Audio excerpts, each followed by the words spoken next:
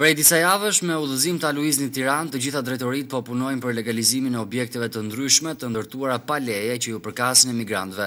Sipas përgjegjësit ta luiznit Pogradec, Fatmir Hamolli, tashmë punojësit e këtij institucioni janë të angazhuar totalisht për të përfunduar në mënyrë të përshpejtuar banesat e emigrantëve, ndërsa këta të fundit kanë afat deri në fund të shtatorit të paraqiten pranë kësaj zyre në mënyrë që të bëhet tërheqje e dosjes së tyre për legalizim. Për të përshpejtuar se përshpejtimi në procesin e legalizimit ka një proces të caktuar, por më tepër për të marrë me pjesën e emigrantëve.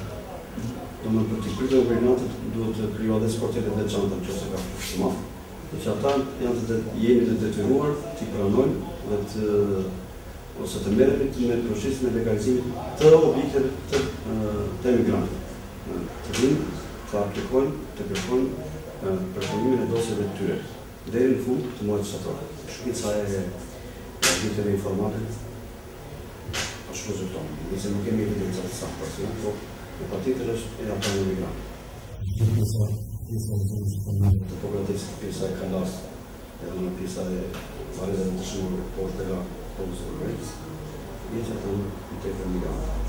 Deri më tani, nga zyra e luiznit Pogradec janë përfunduar mbi 620 legalizime, për gjatë muajit gusht janë përfunduar 32 legalizime, ndërsa për muajin shtator ky numër është caktuar të jetë 100 legalizime, të cilat sigurisht do të shkojnë për emigrantët.